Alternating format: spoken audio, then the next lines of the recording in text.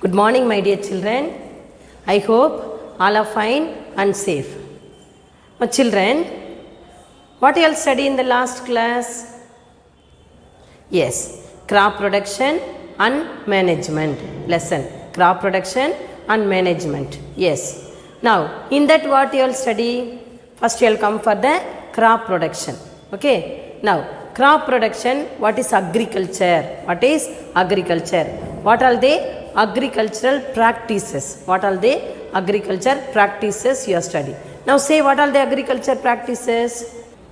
Now, dear children, last class we will deal with agricultural practices. Agricultural practices. In that, first what you will study?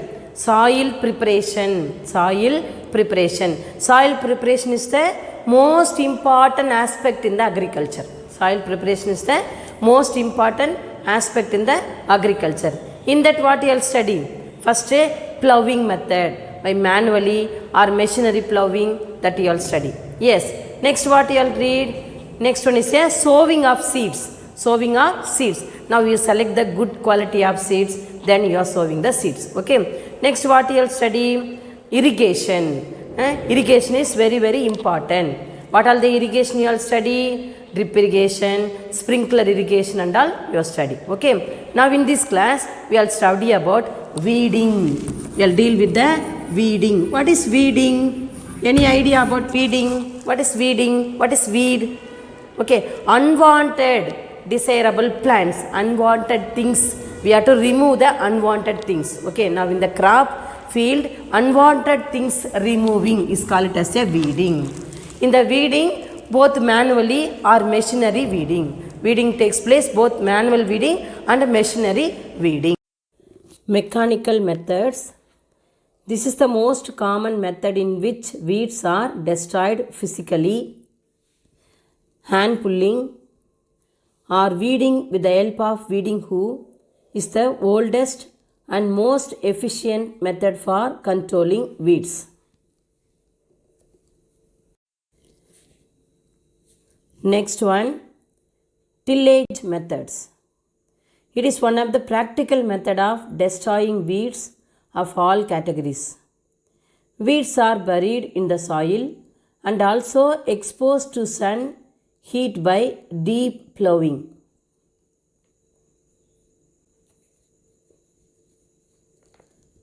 Next one, crop rotation.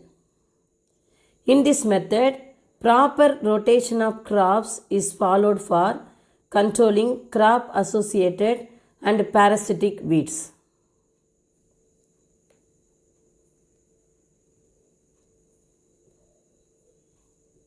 Bioagents like insect and pathogens are used to control weeds. The objectives of biological control are not eradication but reduction and regulation of the weed population. Next, chemical methods. Chemical methods are very effective in certain cases and have great scope in weed control. The chemicals used for killing the weed or inhibiting their growth are called herbicides. These chemicals are mixed with water and sprayed over the crops. Next one, integrated weed management. Integrated weed management combines different agronomic practices and herbicides used to manage weeds, so that the reliance on any one weed control technique is reduced. Mechanical, biological, cultural and chemical methods are included in integrated weed management. Mechanical harvesting method. Harvesting in our country is generally done by employing the laborers with the help of a farm instruments like sickle. This method is a laborious and time consuming one and it is suitable for small sized farms only. Now you see children, mechanical method of harvesting the crops.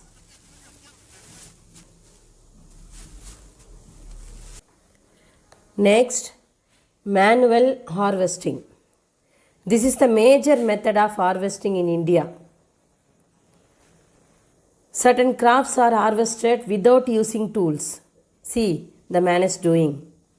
Crops like groundnut, green gram, black gram and horse gram can be harvested by uprooting with the hand, provided soil moisture is adequate for hand pulling. This is the manual harvesting method. Example, you see groundnut.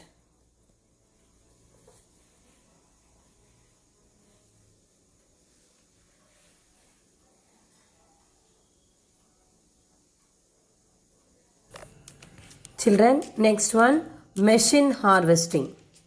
See, this harvesting method is used in large size agriculture field. The term harvesting also includes the immediate post-harvested practice such as threshing and winnowing. Now you see the harvester.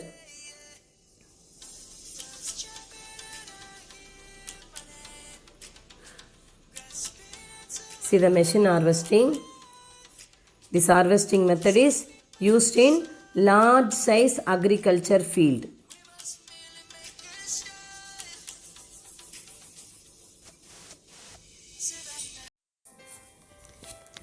Now, see, dear children, threshing, the process of separating the grain from the chaff or pod is threshing.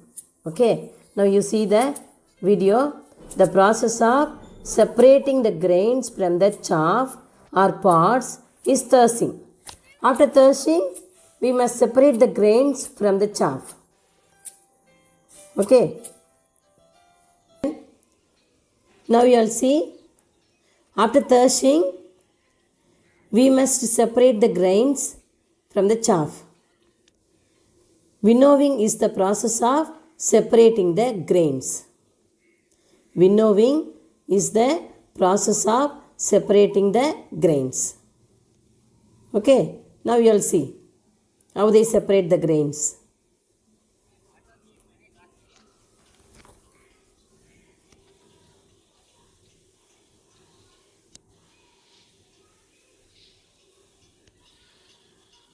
Winnowing is the process of separating the grains. Next one, storage of food grains. Storage is an important aspect of post-harvest technology because the crop is seasonally produced but consumed throughout the year. Therefore, supply of the produce has to be maintained by proper storage. Before storing, harvested grain should be made free from moisture. Any moisture in the stored grains will lead to the growth of microorganisms. So, they need to be dried in the sun before storing. Before storing. Food grains are collected in gunny bags and then stored in godowns. Silos and grains are used for the storage of grains on large scale. Next one, rotation of crops. Crop rotation is planting a series of different crops in the same field following a defined order. Now you see, monocropping and mixed cropping are the two methods used in crop production. What are they? Monocropping and mixed cropping. Now you see the picture. Monocropping is the repeated planting of the same crop in the same field year after year. Okay, mixed cropping is the cultivation of two or more than two crops simultaneously on the same land without any pattern.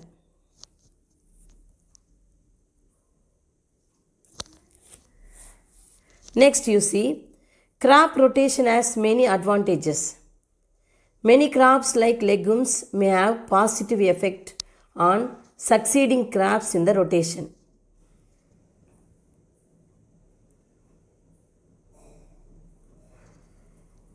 The leguminous crops should follow non-leguminous crops to have atmospheric nitrogen to succeeding crops.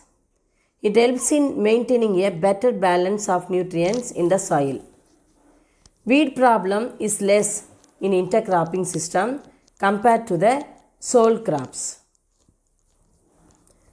Now, monocropping and intercropping.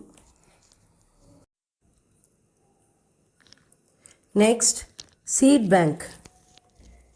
Seed bank is the place where seeds are stored in order to preserve genetic diversity. Seeds may be viable for hundreds and even thousands of years.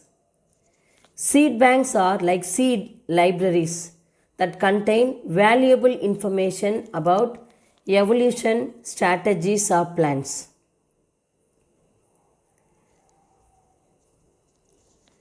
The Royal Botanical Gardens located in Kolkata first started collecting seeds formally as seed bank. Seed banks were created to store native varieties of seeds. The simple and healthiest method of seed storage is in the airtight earthen pots. Now you see, seed bank is the place where seeds are stored in order to preserve genetic diversity. Next one, seed balls. Seed balls are mixture of soil, compost and plant seeds. These balls are thrown into land areas. With the monsoon set in, these planted seed balls will germinate into seedling. Making seed ball is a step towards conserving the natural ecosystem. Seed balls are prepared by non-governmental organizations and school children to grow tree for ecosystem restoration. The concept of seed ball has potential to increase tree cover and also to improve the awareness among the people about conserving plants. Now what is seed ball? Seed ball is a mixture of soil, compost and plant seeds. Heirloom seeds. An heirloom seed is the seed of plant that has been carefully cultivated and passed down through many generations. Heirlooms are usually planted in small, isolated communities and they generally offer something a value of the grower. Heirloom seeds are also called organic seeds. The goal of preserving heirloom seed is to prevent any type of change due to outside influence. Most vegetable and flower varieties must be kept protected or isolated from other similar varieties during flowering to avoid cross-pollination plants and mixing their genes. Some vegetable varieties are self-pollinated and are grown with virtually no danger of crossing. So, heirloom seeds, what is the goal of the heirloom seeds? The goal of the heirloom seed is to prevent any type of change due to outside influence. Is also called it as a organic seeds.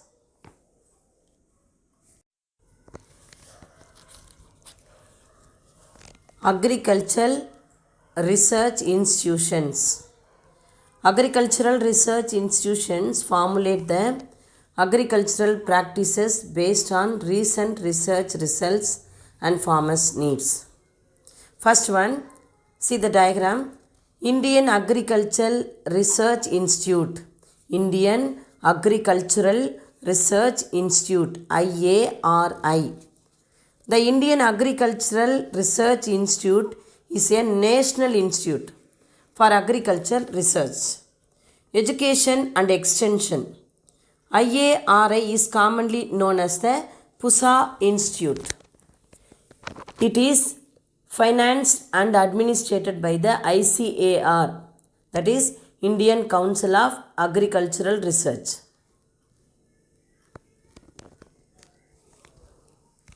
Next one, KVK. See the logo? Krishi Vijayan Kendra. Krishi Vijayan Kendra. Krishi Vijayan Kendra is a farm science center. Krishi Vijayan Kendra is a farm science center. These centers serve as the ultimate link between ICAR. What is ICAR? Indian Council of Agricultural Research and farmers. Their aim is to apply agricultural research findings in practical localized settings. The first KVK, what is KVK? Krishi Vijayan Kendra. The first KVK was established in 1974 at Pondicherry. Since then, KVKs have been established in all states and the number continues to grow. Now, responsibilities to KVK. Each KVK operates a small farm to test new technologies such as seed varieties or innovative farming methods developed by ICAR institutes. Next, Indian Council of Agricultural Research. Indian Council of Agricultural Research, ICAR. The Indian Council of Agricultural Research is an autonomous body responsible for coordinating agricultural education and research in India. The Union Minister of Agriculture serves as its president. It functions under the Department of Agricultural Research and Education. Ministry of Agriculture.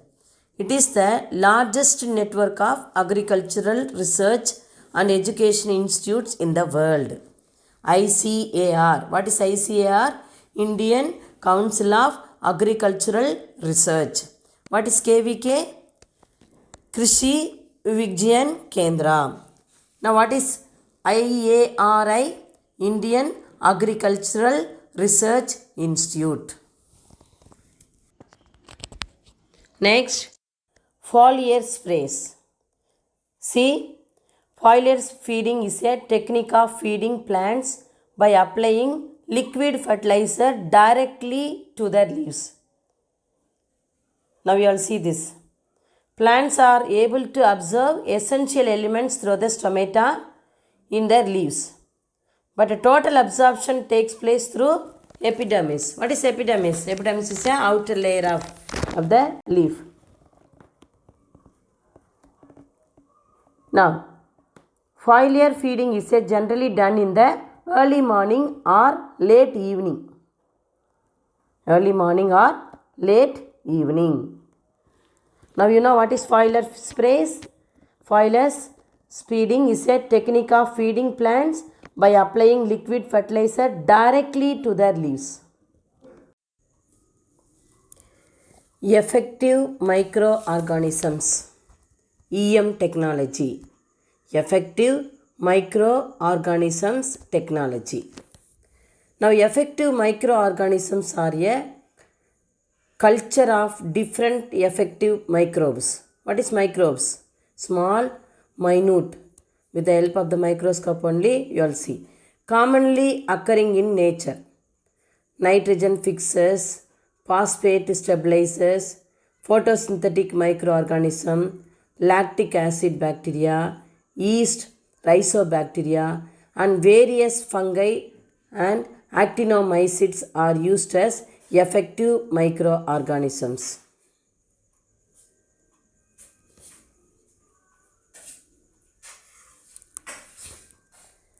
Next, Panchakavya.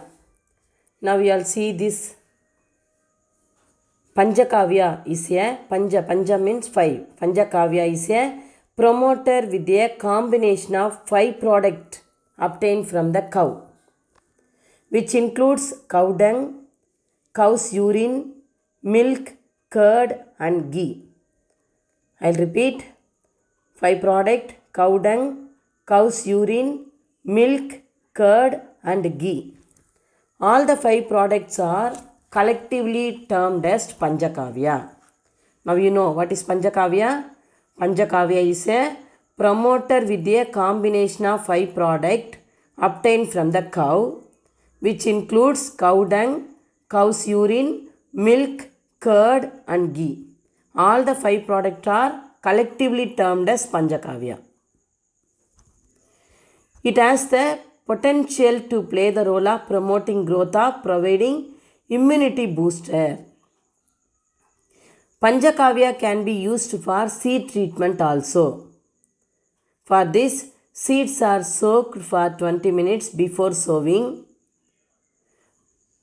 The present form of Panchakavya is a single organic input which can act as a potentiator. The product of local breed of cow is said to have more potency than the product of exotic breed.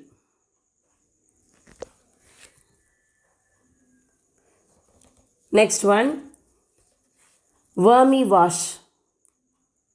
Wormy wash is a liquid that is collected after the passage of water through a column of worm action. It is a collection of excretory product and mucus secretion of earthworms along with micronutrients from the soil organic molecules. Wormy wash is used as a foliar spray for crops. What is wormy wash? Wormy wash is a liquid that is collected after the passage of a water through a column of worm action. It is a collection of excretory product of mucus secretion of earthworms along with the micronutrients. Biocontrol methods. Now, biocontrol or biological control is a method of controlling pests such as insect, mites, weed, and plant disease using other organisms. Biopredators, biopesticides, biorepellents, and biofertilizers are used for controlling microorganisms which cause damage to the crops, pest, and insect. Now children, what is biocontrol methods? Biocontrol or biological control is a method of controlling pests. Okay, controlling pests such as insect, mites, weeds, etc. Next, biofertilizers. Biofertilizers are organisms which can bring about soil nutrient enrichment. Nitrogen fixing microorganisms have the capability of converting free nitrogen into nitrogenous compounds and make the soil fertile.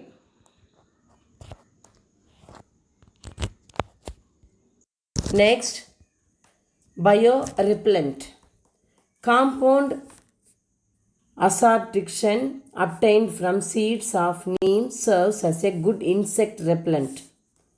One of the earliest pesticides used by man was margosa leaves. The dried leaves repel the pest from stored grains. Next one, biopredators. These are naturally occurring insects that use pests for feeding or multiplication. These are called biopredators. By introducing large numbers of predators in a greenhouse, we can destroy the pest. Okay. Next, biopesticides. Biopesticides are living organisms or their derived parts which are used as biocontrol agents to protect crops against insect pests. Biopesticides are of different types based on their origin. One is a fungal biopesticides, another one is a bacterial biopesticides. Now, biopredators, biopesticides, biorepellents and biofertilizers are used for controlling microorganisms which cause damage to the crops, pests and insects. Dear children, in this lesson, crop production and management lesson, we will study with first point, soil preparation. You know what is soil preparation? By the method of ploughing, manual ploughing and machinery ploughing. Okay. Next, sowing of seeds. Sowing of seeds. Select the good seeds, then sowing. Next, adding manure and fertilizers. Adding manure and fertilizers. Next one, irrigation. Irrigation is the very important method in agriculture practices. Now, what are the types of irrigation? Drip irrigation, sprinkler irrigation and all will deal. Next one, weeding. What is weeding? Removal of undesirable plants. Removal of undesirable plants. Okay, next one, harvesting and threshing. Harvesting and threshing. Next point, storage of crops. Storage of crops is very, very important. Next one, rotation of crops. Rotation of crops. Then seed bank. Good quality seeds. We identify the good quality seeds. Then we'll store the seed bank. Last one, seed balls. You know how we have to prepare the seed balls. Okay. Up to this agriculture practices, we will deal with these topics. Next one, bio indicators. Some of the bio indicators we will study. Okay, children. Agriculture is very, very important to our survival. So, don't waste your food. Give respect to farmers. Obey your parents. Obey your elders. Do well. God bless you.